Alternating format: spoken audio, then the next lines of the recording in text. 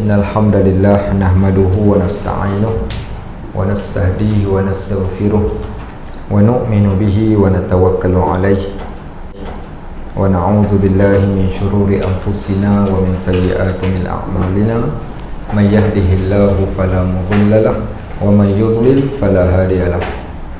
Salawatullahi wa salamuhu alaihi ala habibina al-mustafa wa ala rasulina al-karim sallallahu alaihi wasallam wa ala alihi wa sahbihi wa man tabi'ahum bi ihsanin ila yaumiddin. Allahumma faqihna fid din wa 'allimna at-ta'wil. Allahumma iftah 'alaina futuhal 'arifin bi hikmatik. Yu'til hikmata man yasha' wa man yu'tal hikmata faqad utiya khairan katsira wa ma yadhakkaru illa ulul albab. Rabbana zidna 'ilman yanfa'una, Rabbana yassir wa la tu'assir wa tammim bil khair walhamdulillahi rabbil alamin. Wa ba'd. Baik muslimin dan muslimat rahimakumullah, alhamdulillah kita bertemu sekali lagi pada minggu ini. Last minggu lepas kedua minggu lepas dah lupa dah. Ini yang kedua, ini kali yang kedua lepas dan kita menggunakan kitab Penawar Bagi Hati yang ada kat depan saya ni.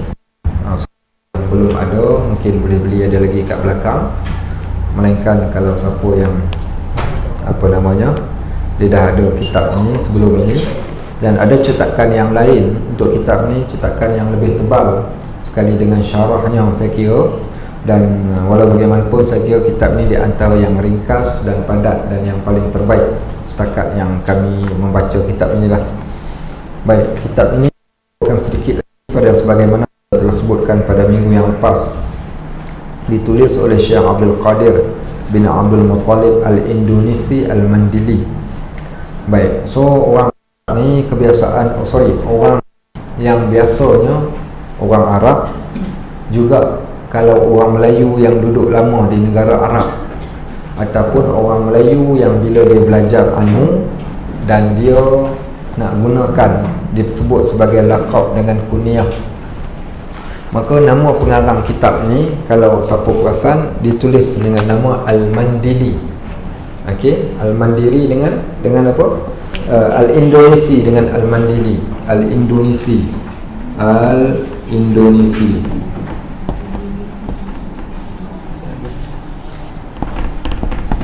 Al-Indonesi. Okey, Al-Indonesi ni maksudnya Indonesia. Dia adalah orang yang datang daripada Indonesia. Al-Mandili. Apa dia Mandili? Kita Mandili. Okey. Mandili, okey. Mandili ni, yang ni nama tempat. Nama tempat, yang ni adalah negara asal ataupun asal dia. Baik. Contoh kalau saya nak gunakan macam nama Arab ni, macam mana saya buat? Muhammad Najib Al-Malizi. Sambung.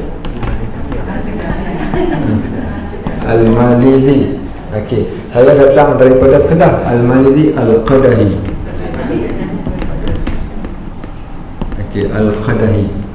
Baik, contoh ada orang daripada Segamat ada. Kat sini tak ada Segamat. Kalau Segamat dia Al-Malizi As-Segamati. Okey, baik. Kalau Bukit Katil, saya cari buat tengok Al-Bukit Katili. Okey, so macam itulah jadi dia. Bukit Beruang, Bukit Beruangi. Okey. Okey, itu dari segi ni sebab dipanggil tempat datang. Sebab ulama dulu-dulu ni itu dipanggil semangat patriotik. Saya puji. Sebenarnya ini di antaranya kita bangga kita jadi orang Melaka, kita bangga kita jadi orang Malaysia, dan dia nak nasabkan dia dengan tempat yang dia datang.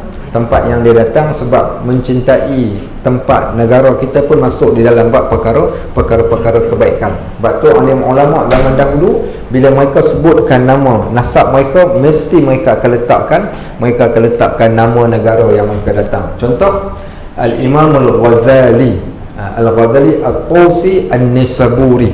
Nampak panjangnya nama dia, maksudnya dari segi nasab. Okey, tak apa saya bergerak macam tu boleh dah. Okey. Okey, jom kita sambung balik. Okey, so dia adalah seorang Indonesia dan dia menetap di Mekah. Dia menetap di Mekah lama dan dia di antara salah seorang pengajar di Masjidil Haram, iaitu mengajar orang-orang yang datang daripada Asia yang pergi belajar agama di sana. Sebagaimana beberapa orang tokoh daripada Nusantara tersebut, selain daripada Syekh Al-Mandili ni, ada lagi yang lain, Syekh Daud Al-Faqani, Syekh Daud Al-Faqani, dan beberapa orang yang ada nama, contohnya Al-Banjari, beberapa orang tokoh-tokoh yang lain, Al-Marbawi juga. Okey, Al-Marbawi dia datang daripada Lubuk Merbau daripada Perak. Okey, Syekh Muhammad Idris Al-Marbawi, kitab apa? Bahrul Mazi, dan juga kitab Qamus Al-Marbawi. Baik, hari itu kita baca muqaddimah. Kita sampai dekat ayat innallaha la yanzuru ila ajsadikum wala ila suwarikum walakin yanzuru ila qulubikum. Hari itu kita cerita tentang kitab ini, muqaddimah yang disebut kat dalam kitab ni. Kenapa pengarang mulakan dengan bismillah? Ingat balik tak siapa yang ikut kelas yang lepas? Ikut. Pasal apa baca bismillah? Siap apa? Hari ni nak tanya soalan. Minggu lepas kita dah jawab. Pasal apa baca bismillah? Untuk mendapat keberkahan. Okey, kalau tak baca, tak dapatlah berkatnya, bukan? Kullu syai'in la yabda'u bil basmalah, setiap sesuatu yang tidak dimulakan dengan basmalah, dengan bismillah, tu'al barakah, terputus keberkatannya. So disebabkan itu kita nak memulakan sesuatu benda yang baik dengan kalimah bismillah. Baik, kalau siapa ingat, hari itu kita juga cerita perbezaan di antara at-tasmiyah dengan al-basmalah. Ingat tak ingat? Okey, apa beza tasmiyah dengan basmalah? Kalau kita katakan okey, sekarang baca tasmiyah, nak kata apa? Bismillah. Okey, kalau kita katakan basmalah, Bismillahirrahmanirrahim. Pandai. Okey, baik, masya-Allah, anak murid semua. Baik. Okey, jom kita sambung balik. Maka kemudian yang kedua, pengarang kitab ini juga dia memulakan setelah dia puji Allah Subhanahu wa taala. Maka of course, bila kita nak memulakan sesuatu benda, selepas dimulakan sesuatu, maka aku memulakan pembacaan kitab ini dengan nama Allah, Bismillahirrahmanirrahim. Maka terus dia memuji Allah. Baik, maka dipuji Allah dengan perkataan Alhamdulillah. Maka pujian bagi Allah, Alhamdulillahi Rabbil Alamin. Alhamdulillahilladzi khalaqal jinna wal ins liya'budun. Dia sebut dalam bahasa Arabnya, segala puji bagi Allah yang menjadikan jin dan manusia ni untuk mengerjakan ibadat. Baik, tadi kebetulan sebelum saya sampai kat sini, saya ada kelas kat tempat lain pukul 9 sampai pukul 10. So kita cerita di antara makhluk yang Allah ciptakan. Okey, makhluk, sebut makhluk yang Allah ciptakan. Salah satu yang paling hebat, malaikat kan? Okey, malaikat. Okey, lepas malaikat, jin. Okey, baik. Kemudian manusia. Kemudian haiwan. Okey, di antara empat ni yang mana yang paling baik? Malaikat. Yang mana? Yang paling baik manusia. Manusia. Maknanya kalau manusia baik, so kita manusia paling baik, kita lebih baik daripada malaikat. Baik, kami pergi ke Mekah. Kemudian kita boleh cakap Arab, sembang dengan orang Arab. Jadi orang Arab pun duduk sembang sosek. Dia duduk sebut pasal orang Malaysia ni, dia menyebut, tapi dia ingat kami tak faham bahasa Arab. Tapi saya suka statement yang orang Arab sebut. Apa dia kata? Dia kata syuf. Dia kata Malaysian. Dia kata tengok. Dia kata orang Malaysia.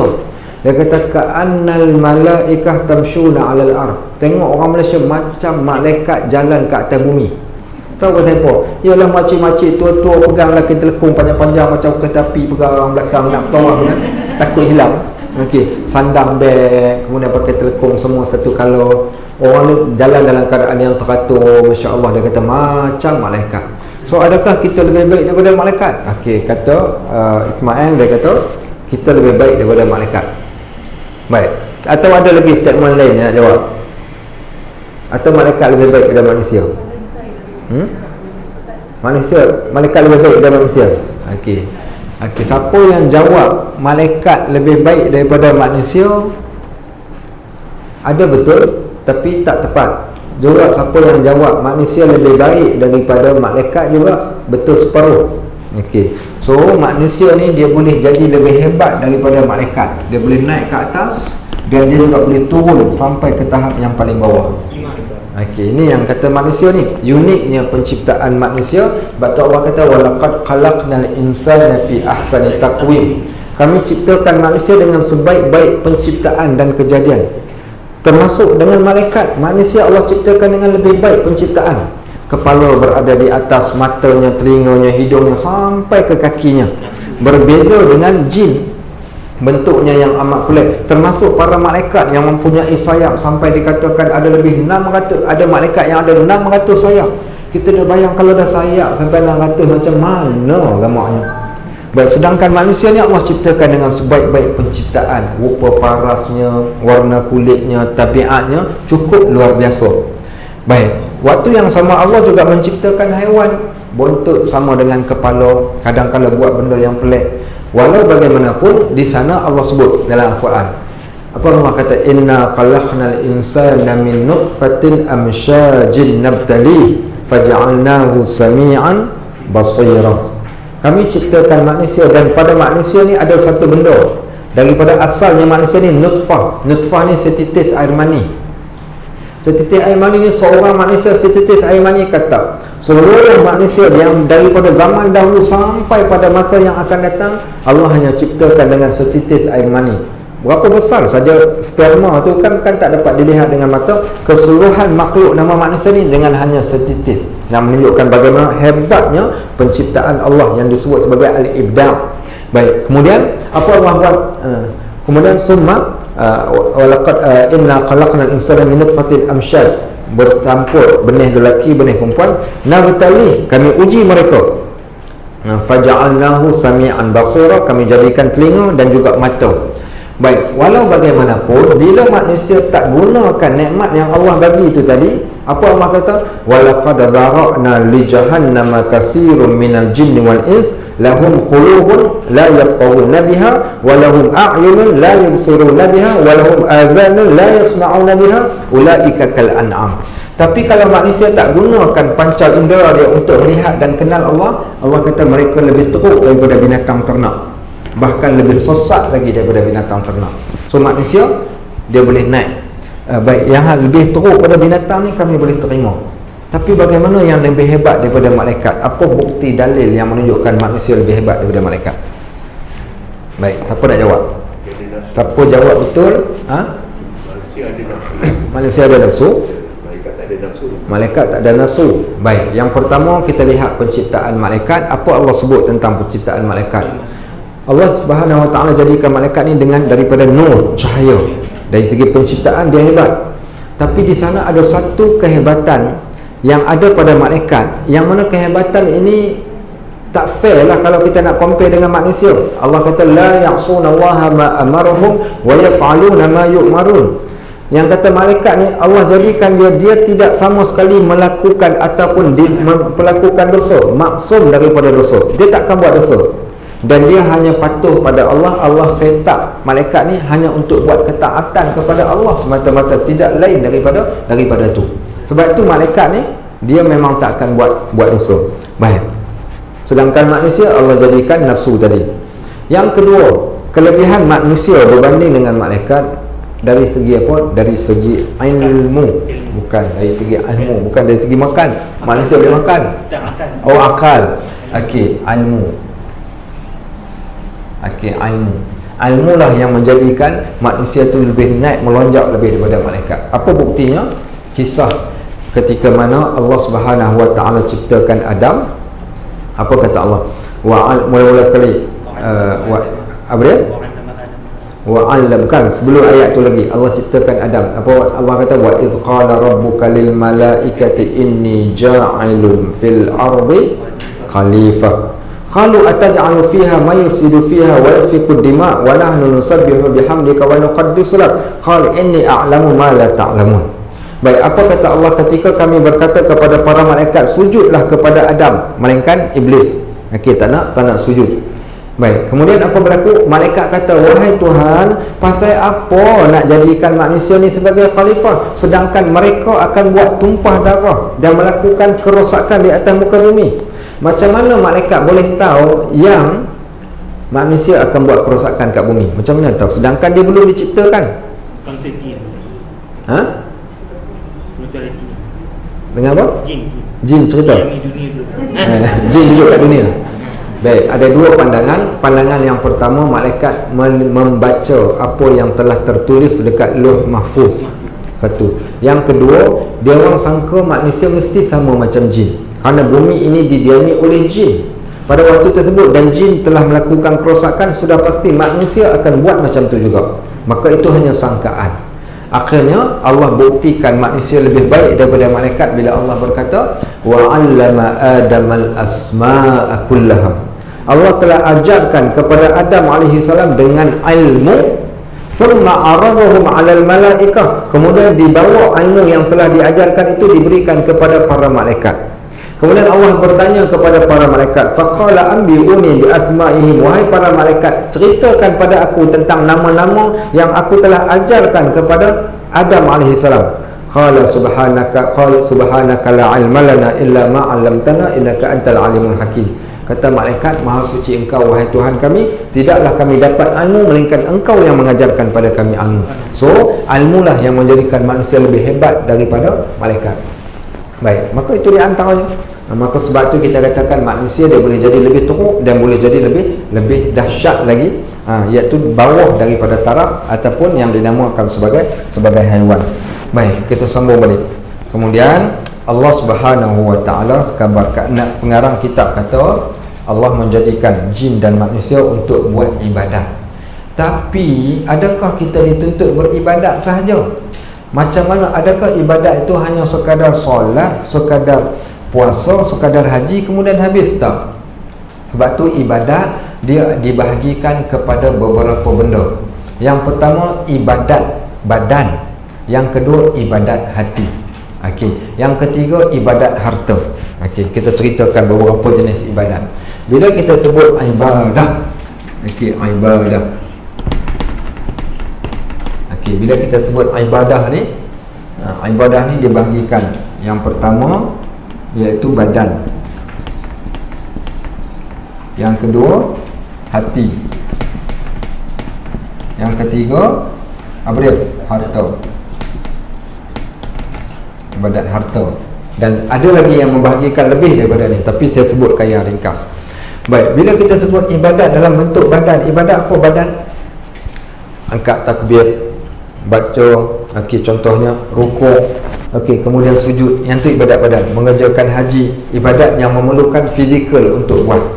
Baik, kemudian yang kedua ibadat yang berkaitan tentang harta, infak harta. Sebab tu bila kita lihat dalam Al-Quran, Allah cerita tentang orang yang muttaqin pada permulaan surah Al-Baqarah.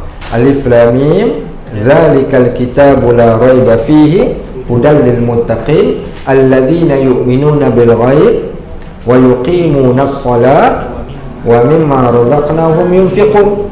Maka alladzina yu'minuna bil ghaib, yang ni yu'minuna bil ghaib ni, bil ghaib, mereka beriman pada perkara ghaib, yang tu hati. Baik, kemudian wa yuqimuna as-salat, okey, solat, yang ni solat, wa yuqimuna as-salat, okey, iaitu badan. Wa mimma razaqnahum yunfiqun, yang ni okey, yunfiqun dalam kalimah tu, dalam kalimah surah Al-Quran, surah Al-Baqarah tu, maka dia menunjukkan harta. Maka ni pembahagian ibadat. Bila sebut ibadat tu bukan semata-mata solat, maka salah satu daripada tiga ni ada satu benda yang amat penting. Dia seumpama kita katakan parti bagi ibadat. Tanpa benda ni ibadat takkan diterima. Baik, macam mana nak jadikan amal ibadat kita terima? Baik, maka syarat dia ada dua syarat. Supaya amal ibadat kita ni diterima oleh Allah Subhanahu Wa Taala, kita kena jaga dua benda. Apa dia dua benda tu? Yang pertama, man ahdasa fi amrina ma laysa minhu fahuwa rad. Siapa yang buat sesuatu benda tidak ada asas dalam agama, amalannya akan tertolak. So syarat pertama adalah mesti bertepatan dengan syarat. Syarat ibadat mesti kena ikut apa yang Allah suruh dan apa yang Nabi suruh. Ibadat tidak boleh direka. Ibadat mesti berpandukan pada nas. Sebab tu nak buat ibadat pun kena belajar. Okey, syarat pertama kena ada ilmu. Baik. Syarat yang kedua adalah ilmu saja tak cukup. Okey, ilmu saja tak cukup. Syarat yang kedua adalah ikhlas. Maka dua benda ini kalau dilakukan dalam sesuatu pekerjaan bertepatan dengan syarat, ikhlas, insya-Allah pada zahirnya amalannya adalah diterima oleh Allah Subhanahu wa taala. Baik, soal berkaitan badan kita belajar dalam fiqh. Tapi ada satu ilmu ni dia hanya ceritakan tentang perihal hati sahaja. Baik. Di sana dibahaskan berkaitan tentang ilmu ni. Antaranya ilmu tasawuf, ilmu tafsir, ilmu Quran, ilmu hadis. Ada orang tanya, ustaz nak tanya soalan. Apa dia soalan dia? Ilmu apa yang paling penting? Tanya cikgu mengajar Quran, dia kata Quran. Kau tahu tak Quran ni kalamullah? Baik. Baik, tanya pula cikgu yang mengajar hadis pula, ilmu apa yang paling penting? Gila kau ni, hadis ni penting ni, kalam Nabi ni. Kalau kau tak belajar hadis, macam mana kau nak kenal Quran? Betul juga. Baik. Tanya pula ustaz yang lain pula, tanya Ustaz Nizam. Dia tengok dalam ni. Baik. Ustaz Nizam, mana satu ilmu yang paling penting? Ustaz Nizam kata ilmu tasawuf. Tanya, kenapa ilmu tasawuf pula? Kalau kau tak ada ilmu tasawuf, yang kau belajar fiqh, yang kau belajar tafsir, yang kau belajar hadis tu tak ada nilai pun di sisi Allah. Kerana innallaha la yanzuru ila ajsadikum. Allah tak tengok pada tubuh badan, wala ila suwarikum, tidak juga pada rupa, walakin yanzuru ila qulubikum, kerana Allah pandang pada hati. Maka ilmu berkaitan hati ini ilmu yang paling penting, kerana di situlah letak berapa markah yang kita akan dapat. Maka sebab itulah para ulama mengatakan ilmu hati adalah ilmu yang paling penting. Baik. Saja nak cerita. Ni muka surat satu tak lepas lagi, nampak ya ini ni. Baik, apa dia cerita dia? Cerita dia, pernah dengar tak nama Imam Ghazali? Okey, baik. Siapa tahu apa nama Imam Al-Ghazali? Okey, siapa tahu apa nama Imam Ghazali? Siapa boleh jawab siapa nama Imam Al-Ghazali sekarang? Tak cik Google. Okey. Saya nak bagi satu hadiah yang nanti Ismail akan tentukan hadiah yang baik lah. Hadiah yang baik. Okey. Tak tahulah promosi pergi Langkawi ke apa, Allahu a'lam. Okey, tapi kita bagi hadiah. Siapa tahu apa nama Imam Al-Ghazali? Apa tahu? Ingat? Abu Muhammad tadi dah betul lah. Ada kadang disebut juga Abu Hamid, boleh juga Abu Muhammad ataupun Abu Hamid. Siapa tahu? Siapa nak jawab? Tak tahu? Ya, sila. Okey. CP lah. Tapi saya suka. Okey, saya suka jawapan tu, jawapan yang saya boleh masuk lah. Nama apa namanya bonda kita untuk masuk sebagai pemenang. Cuma saya kena tambah sikit. Okey nanti tenor lah. Tenor. Okey, yang belakang sekali belah kiri. Sebenarnya Ahmad bin Muhammad bin Ahmad bin Muhammad bin Ahmad Al-Ghazali At-Tusi An-Nisaburi. Okey, dapat tangkap? Okey, At-Tusi An-Nisaburi. Ahmad bin Muhammad bin Ahmad bin Muhammad bin Ahmad. Okey, At-Tusi An-Nisaburi. Okey, At-Tusi An-Nisaburi. Baik. Nama dia adalah Abu Muhammad, juga dikenali dengan Abu Hamid. Okey, sebab apa yang dapat, apa yang saya dapat bila kita sebut nama dia, apa yang dapat daripada nama tu? Apa yang dapat daripada nama dia? Dia adalah keluarganya adalah keluarga yang amat mencintai Rasulullah SAW. Sampai kalau satu keturunan semua nama Ahmad, Muhammad, Hamid, yang tu saja nama dia. Tu nak ceritakan bagaimana mereka cinta dan kasih yang teramat sampai ke seluruh keturunan dia nama dengan nama tu. Satu. Ya, bukan. Dia bukan daripada orang Arab, tapi dia adalah orang Parsi. Baik, yang kedua, daripada mana pula datang Al-Ghazali ni? Baik, orang Arab, orang zaman dahulunya, terutamanya orang Arab dan juga bangsa yang lain daripada orang Malaysia, mereka berbangga dengan keluarganya. So dia tak buang nama keluarga satu keturunan. So Al-Ghazali ni, ramai orang kita yang Melayu ni, ada nama Haji Ghazali kat sini? Tak ada? Haji Ghazali, Masya Allah. Okey, nama Haji Ghazali. Baik, kalau ditanya pada tok nenek kita kenapa dinamakan dengan nama Ghazali, dia kata ambil sempena pengarang kitab Ihya, nama Imam Al-Ghazali.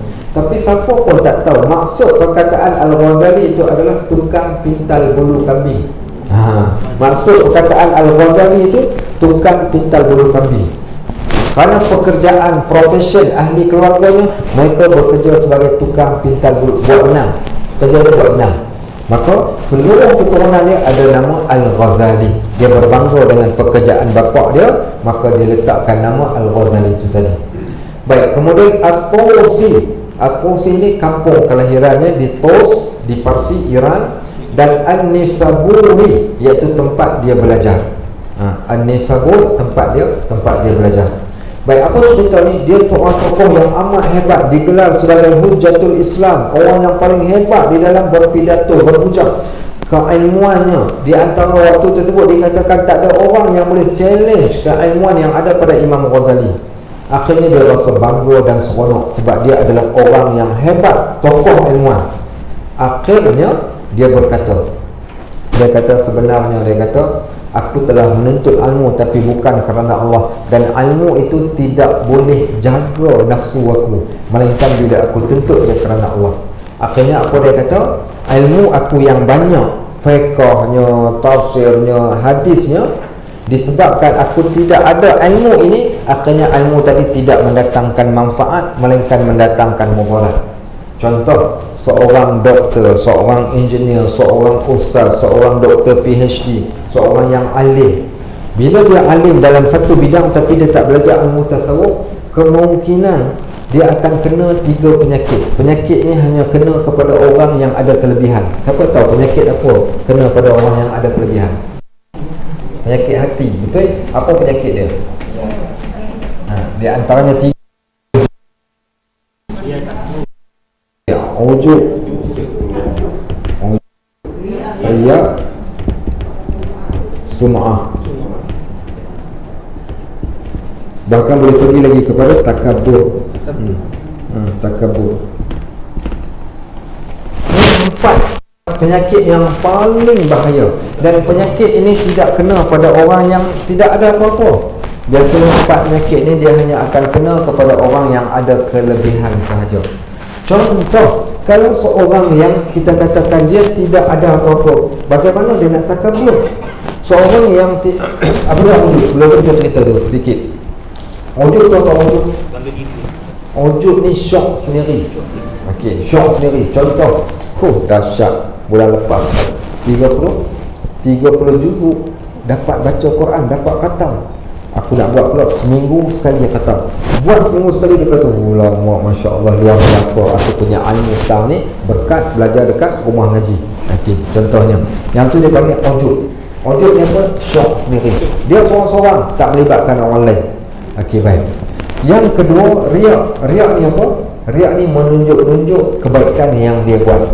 Contohnya dia datang dekat rumah ngaji, dia tanya, "Pi'ah, puasa hari ni?" Tak, Pi'ah kata, "Tak puasa kak." "Apa kau?" "Aku Isnin, Khamis, Selasa, Rabu, Jumaat, tiap-tiap hari aku puasa." Okey, contoh. Yang tu dia panggil riak. Pasal dia puasa lah dia jadi riak. Kalau dia tak puasa, dia tak riak pun. So menunjukkan bila dia ada kelebihan, baru dia rasa riak. So riak ni kita tunjuk dekat orang. Ujub seorang-seorang. Sum'ah pula orang dekat kita. Macam mana? Bila dia buat sesuatu benda, dia suka orang puji dia. Dia suka orang puji dia. Akak memang terbaik lah. Okey, akak baca Quran, suara akak macam Sharifah Aini. Allah, kita dengar seronok saja. Baik, yang tu dia panggil. Kalau orang tak puji dia, dia pun malas nak buat. Tapi bila ada orang puji dia, baru dia buat. Okey, so yang tu dinamakan sum'ah. Biasanya juga terkena kepada orang yang ada kelebihan. Yang keempat, takabur lebih dahsyat. Okey, takabur tu membesarkan diri. Engkau ada? Okey, dia tanya macam tu soalan. Okey, itu masuk dalam bab takabur. So, 4 ini merosakkan amalan yang ada pada orang-orang yang mempunyai kelebihan. Sebab itu akhirnya dia kata, ilmu aku yang banyak tak dapat kontrol diri aku. Akhirnya aku memerlukan satu benda dengan satu ilmu, inilah yang akan dapat jaga keseluruhan ilmu-ilmu yang lain. Dan ilmu itu adalah ilmu tasawuf. Dan inilah yang kita nak bincang, ataupun ilmu berkaitan tentang hati. Baik, sahabat-sahabat rahimakumullah. Kemudian dia sambung balik, maka seterusnya kata pengarang ini, dan Allah dia kata selawat dan salam terus. Selawat dan salam juga ke atas sekalian keluarga dan para sahabat yang menyucikan hati mereka daripada segala sifat kecelaan, serta menghiasi diri mereka dengan segala perangai yang baik dan sifat-sifat kepujian. Baik, dia mengucapkan selawat dan salam ke atas sekalian keluarga, iaitu Nabi SAW dan para sahabatnya. Baik, maka dia kata tidak ada contoh yang paling terbaik untuk kita nak jadikan contoh tauladan dalam bab ini melainkan Nabi kita Muhammad SAW, para sahabat yang mana mereka orang yang amat menyucikan hati mereka daripada sebarang sifat kecelaan, bahkan menghiasi dengan perangai yang baik dan sifat-sifat kepujian. Siapa mereka? Yang pertama adalah contoh tauladan kita Nabi Muhammad SAW, dan yang keduanya adalah para sahabat al-mutahhirin, iaitu para sahabat baginda SAW. So kita nak mengikuti jejak langkah mereka. Baik, seterusnya inilah sebuah kitab kecil pada permulaan ilmu tasawuf. Kitab ini sungguh nipis, kecil, tetapi saya yang telah pun baca kitab ini, kami telah khatam beberapa kali, maka sungguh-sungguh walaupun kitab ini kecil tapi amat menginsafkan, amat memberikan kesan kepada jiwa kita, terutamanya para al-muridin, pencari akhirat. Maka kita memerlukan, tak perlu kitab yang tebal-tebal, memadai dengan kitab ini walaupun kecil, tapi Masya Allah manfaatnya amat luar biasa. Kata pengarang, dia kata aku himpunkan dalam tulisanku di dalam kitab ini sebagai peringatan. Sebab itu bila kita nak memperingatkan orang lain, kita masukkan sekali diri kita, aku juga nak memperingatkan diri aku, dan juga sekalian saudara yang baru belajar. Baik, maka pengarang kitab ni dia dapat markah yang teramat banyak. Siapa saja yang buka kitab ni, yang belajar ilmu yang dia tulis, maka baginya pahala sampailah ke hari kiamat. Sebab tu kita nak ikut jadi macam dia juga, sebagaimana apa yang disebut oleh Nabi SAW, khairun nas man anfa'un nas, sebaik-baik manusia yang paling mendatangkan manfaat kepada orang yang lain. Baik, aku namakan kitab ini dengan kitab penawar bagi hati. Baik, Asy-Syifa, penawar bagi hati. Pasal apa rasa-rasanya penawar bagi hatinya? Biasanya apa dia penawar? Penawar tu ubat. Bila kita katakan ubat-ubat ni untuk siapa? Untuk orang yang sakit. Semua kita yang ada kat dalam ni, termasuk dengan saya, orang yang berpenyakit. Sekarang ni kita nak belajar tentang ubat bagi penyakit yang kita miliki.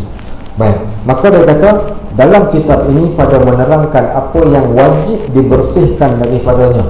Ada satu benda yang kita nak fokuskan pada benda tersebut untuk dibersihkannya, dan apa yang dapat dihias. Kita bukan sekadar nak bersih, bahkan kita nak hiaskan dia lagi dengan segala hati. Oh, dia jatuh bergema. Ini okey. Okey. Pak ni kena beli tali gantung kat leher ni. Baik. Apa dia tadi? Kat mana tadi? Okey, so dia kata waktu yang sama kita bukan sekadar nak bersih, kita juga nak menghiasi dengannya pada segala hati. So nak jauhkan, nak menyucikan daripada mazmumah, kita nak masukkan yang mahmudah. Dan di dalam kitab ini aku sebutkan satu pendahuluan dan 3 bab. Dan kepada Allah aku pohonkan supaya dia memberi manfaat dengan kitab ini bagi diri aku dan sekalian pembacanya, dan menjadikannya ikhlas semata-mata menuntut keredaannya, kerana sesungguhnya Allah amat berkuasa ke atas segala sesuatu. Abdul Qadir bin Abdul Muttalib Al-Indonesi Al-Mandili Quwaidam. Apa dia Quwaidam? Hamba yang kerdil. Quwaidam dekat situ maksudnya hamba yang kerdil. Talabah al-ilm, kepada para penuntut ilmu asy-syarif yang mulia ini fi al-haram, iaitu di tanah haram Mekah, di Makkatul Mukarramah, tanggal 7 Rejab 1378 Hijriyah. Baik. So ketika kitab ini dikarangkan, dia bukan dikarangkan di sini, tetapi dikarangkan ketika pengarang ini berada di Makkatul Mukarramah. Baik, sekarang kita lihat pendahuluan kitab. Qala al-musannif rahimahullah, kata pengarang kitab ini, wa nafa'ana bi'ulumihi fi darain, mudah-mudahan kita dapat manfaat ilmunya dunia dan akhirat. Dia kata bahawa ilmu tasawuf itu adalah pengetahuan yang diketahui dengannya segala kelakuan hati. Baik. So, kita tengok terlebih dahulu perkataan yang disebutkan di dalam kitab ini, perkataan yang selalu kita dengar. Ilmu ini dinamakan dengan ilmu at-tasawuf. At-tasawuf, at-tasawuf, at-tasawuf. Okey, ilmu tasawuf. Pasal apa ilmu yang kita belajar ini dinamakan dengan ilmu tasawuf? Okey. Pasal apa? Yang pertama diambil daripada perkataan. Perkataan apa? Sofa. Sofa ni apa? Sofa, sofi. Boleh juga dengan sofi. Okey, dia bariskan bawah. Okey, apa maksud sofa atau sofi?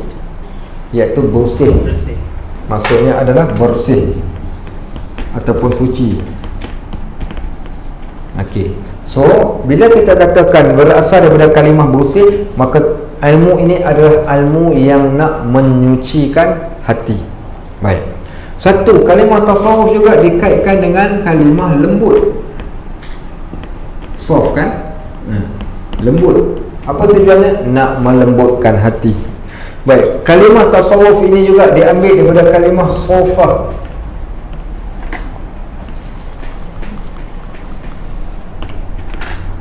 Sofa. Okey, sebenarnya sofa ni, sofa ini adalah satu kumpulan.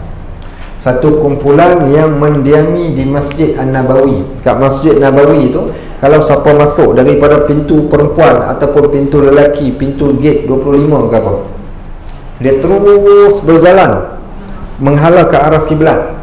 Sebelum dia nak sampai ke Raudhah, ada satu tempat ada payung. Perasan tak? Satu tempat ada payung, boleh terbuka, boleh tertutup. Baik, pasal apa di tempat tu dibuat payung, tak diletakkan bumbung sebagaimana biasa? Maka di sana dahulunya di zaman Nabi SAW terdapat lebih kurang sekitar 300 orang sahabat. 300 orang sahabat. Okey, siapa 300 orang sahabat ni? 300 orang sahabat ni dikenali dengan Ashabul Suffah. Mereka orang miskin, orang susah, tidak ada tempat tinggal. Mereka datang ke Madinah untuk menuntut ilmu. Pakaian yang mereka pakai, pakaian yang kasar. Pakaian yang kasar, ada yang tidak berbaju, hanya pakai kain sahaja kerana kesusahan dia orang, tapi dia datang nak belajar. Maka tasawuf juga diambil dalam bab ni, iaitu orang yang zuhud kepada dunia, iaitu kumpulan yang disebut sebagai sufah yang berada di Masjid Nabawi. Ini asal perkataan tasawuf. Walau bagaimanapun, yang rojihnya perkataan tasawuf diambil daripada perkataan bersih. Okey, membersihkan diri, tujuan nak membersihkan, nak menyucikan hati kita. Baik, maka kalau kita lihat di sana, apa nanti kita akan masuk dalam bab maksud ilmu tasawuf ni tadi. Baik, kemudian dia kata ilmu tasawuf ni adalah pengetahuan yang diketahui dengannya segala kelakuan hati. Fokus ilmu ni untuk nak cek, tengok. Sebab tu saya sebut kat satu tempat yang kami belajar kitab yang sama, saya kata tuan-tuan minta maaf, kita belajar ilmu ni bukan kita nak pergi cek, Kak PA aku baru keluar daripada rumah ngaji, aku dah pergi belajar dah tentang riak. Tadi ustaz cerita engkau memang riak, aku dah belajar dah tadi. Baik, so bukan tujuan kita nak belajar ilmu ni nak pergi tengok ada tak penyakit tu dekat kawan kita, tak. Tapi tujuannya untuk siapa? Sebenarnya untuk diri kita sendiri. Saya yang baca, maka untuk saya. Siapa yang dengar, untuk diri dia. Bukan untuk orang yang lain, tapi untuk diri kita. Baik, maka untuk kita nak kenal akan kelakuan hati, kita kenal hati kita macam mana. Saya ingat saya ada seorang syekh, nama dia Syekh Muhammad Sa'id Ramadan Al-Buti. Saya jenis dapat ilmu melalui pendengaran lebih banyak daripada membaca. Apa yang saya dengar lebih cepat melekat. Sebab tu kalau khutbah Jumaat, saya ingat yang saya dengar 20 tahun lepas, saya boleh ingat sampai ke hari ini, alhamdulillah. Waktu tu berusia 17 tahun. Kita berusia 18 tahun. Satu khutbah Jumaat yang amat luar biasa, yang saya ingat keadaan orang yang sedang baca khutbah, dia menangis ke atas mimbar hari Jumaat. Saya hadir, saya duduk kat bawah, dia duduk kat atas, saya duduk tepati dia macam tu. Syekh Muhammad Sa'id Ramadan Al-Buti, dia baca khutbah. Apa tajuk khutbah dia? Tentang kenal diri. Dia kata, korang semua duk puji aku, kata aku tok syekh, aku alim, aku begitu, aku begini. Aku tahu korang duk puji aku, tapi korang semua tak kenal pun siapa diri aku yang sebenar. Korang tak kenal.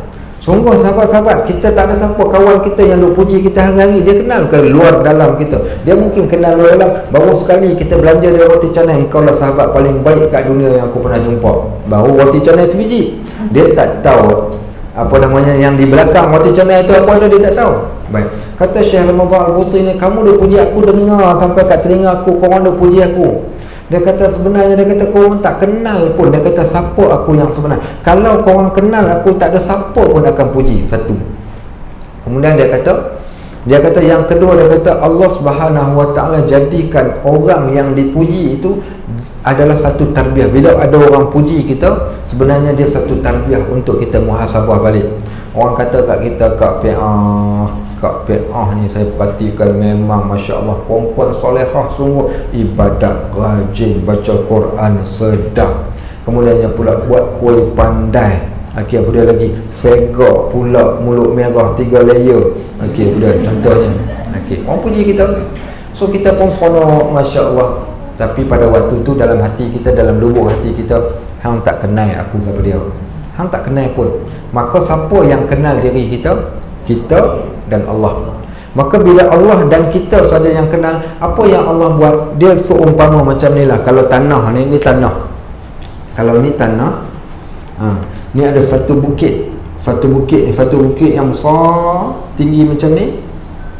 Okey, ni dasar bukit ni. Ni ni bukan tanah, ni laut.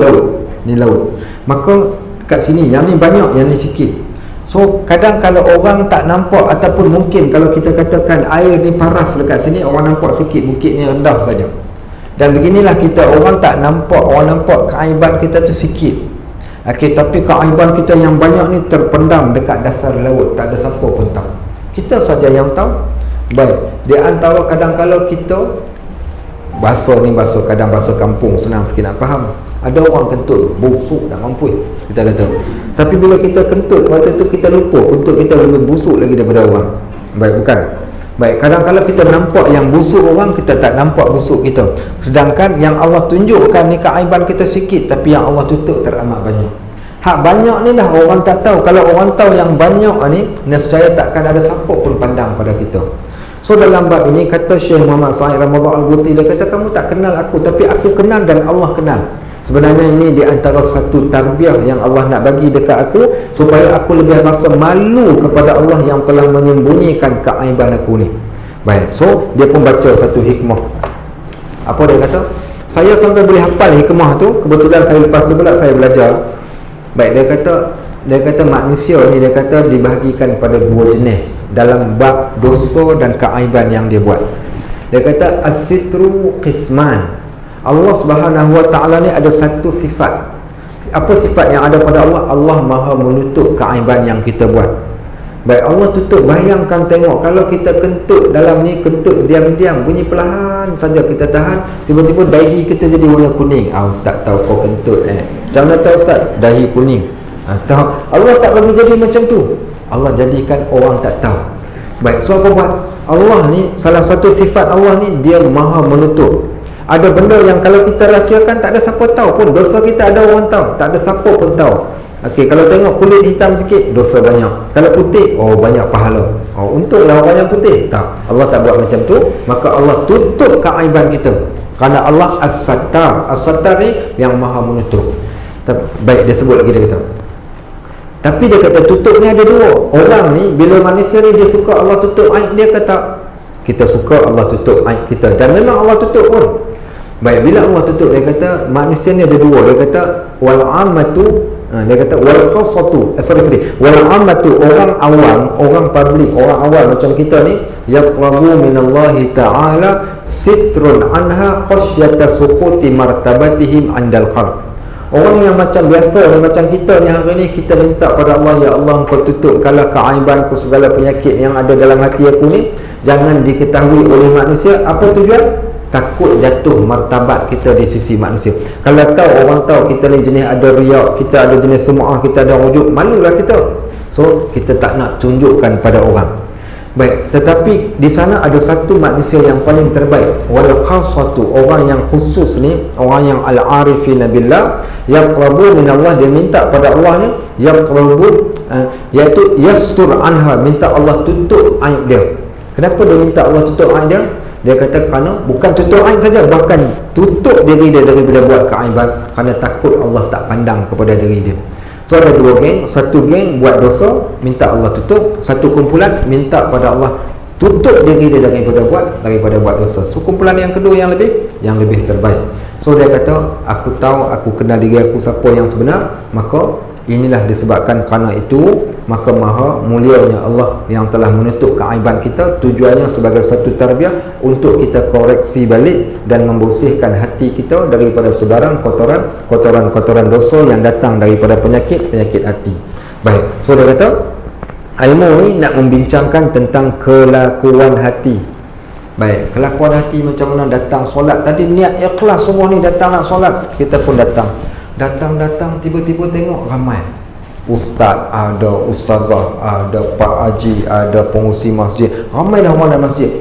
Kita pun kemaskan baju kita okey, letak kunci, kau kena solat.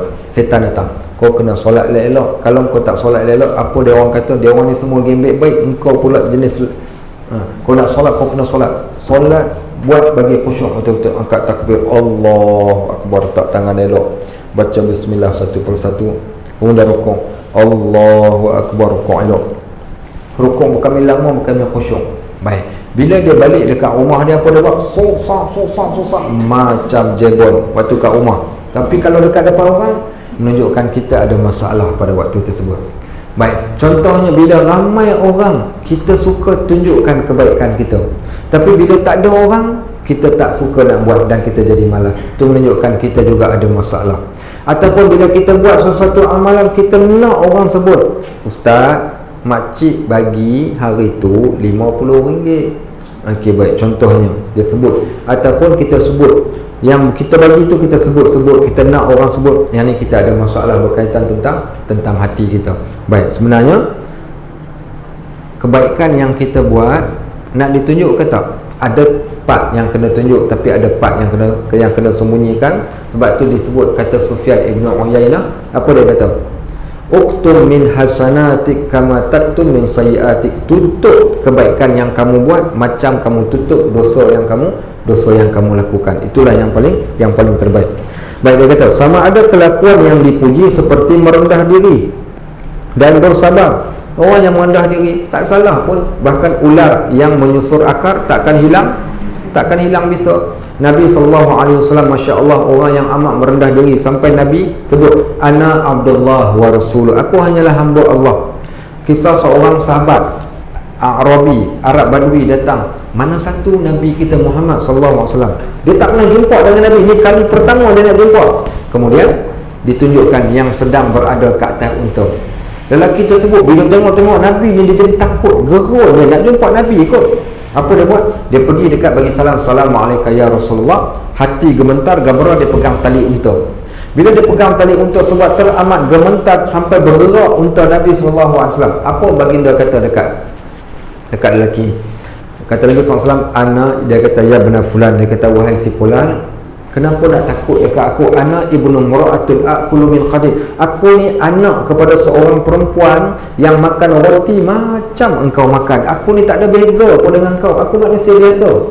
Baik, nampak bagaimana merendah dirinya Nabi sallallahu alaihi wasallam. Baik, satu kisah Muawiyah bin Al-Hakam As-Sulami.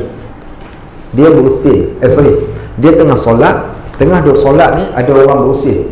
Bila ada orang berusil, dia pun jawab, yarhamkallah. Boleh tak jawab berusil dalam solat? Tak boleh. Tapi dia jawab. Bila dia jawab, sahabat-sahabat yang ramai-ramai ni tengok dia. Dia orang kata, apa dia ni tengah solat jawab berusil? Bila semua orang mata memandang pada dalam hati dia fikir, pasal apa semua orang tengok aku? Last sekali dia tanya, kau tengok-tengok. Dia start bercakap. Bila dia dah start bercakap dah, tak apa. Sahabat ni marah, dia tampar dekat paha masing-masing, tunjuk kat dia, kau siap sekejap lagi, kau main-main dalam solat. Selesai daripada solat, Nabi SAW pusing ke belakang, pegang bahu dia, kata baginda SAW, dia kata, ya Muawiyah, inna salata la tasihu bi kalamin nas, fa inna salata hiya takbir wa tasbih wa qiraatul Quran. Nabi bercakap dengan lembut, Nabi pegang bahu dia, dia kata, aku tak pernah jumpa orang selembut, serendah hati macam Nabi SAW yang melayan aku dengan begitu baik. Dia tak tinggi diri pun. Seorang perempuan duduk dekat kubur menangis kematian ahli keluarga, menangis dengan sungguh-sungguh. Kata Nabi SAW, ya wahai makcik, ittaqillah, bertakwalah kepada Allah, jangan menangis. Baik. Kata perempuan yang, engkau apa tahu? Dia kata, tak jadi dekat engkau. Kalau jadi dekat engkau, baru kau tahu macam mana. Kemudian ada orang pergi tegur perempuan tu, kau tahu tak siapa yang kau bercakap tadi? Itu adalah Nabi SAW. Terkejut perempuan tu. Akhirnya dia nak pergi minta maaf. Dia pergi ke rumah Nabi SAW dan dia amat terkejut. Dia kata, aku sampai di rumah baginda, aku dapati tidak ada orang yang menunggu di hadapan pintu rumah dia. Nabi SAW orang yang amat biasa. Akhirnya dia kata, ya Rasulullah, aku tak kenal engkau, aku minta maaf pada apa yang berlaku di atas kubur tadi. Tapi poinnya nak menggambarkan baginda SAW berjalan sama rendah dengan para sahabat. Bahkan dia menunggu orang yang lebih cepat dari yang lebih lambat daripada dia berjalan. Bahkan dia berjalan bersama dengan para sahabat, duduk bersama dengan mereka, makan. Itu semua menunjukkan kerendahan hati. Sebab itu subjek kita tentang hati, dan suri tauladan yang kita nak jadikan contoh adalah baginda SAW dan para sahabat dan para ulama dan begitu juga dengan sifat sabar.